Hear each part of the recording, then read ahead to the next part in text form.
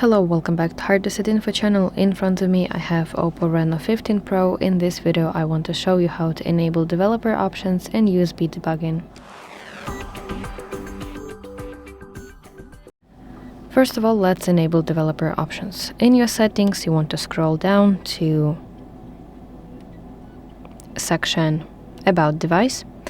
Now let's find version, and here you want to tap on your version number or build number repeatedly for about 7 times until you see message below you are now in developer mode. So now let's go back to homepage of settings and let's go to system and update section.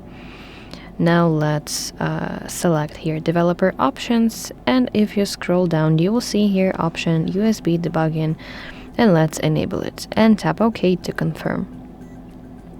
So that's it. Thank you for watching. If you find this video helpful, please like it and subscribe to our channel to see more content like this.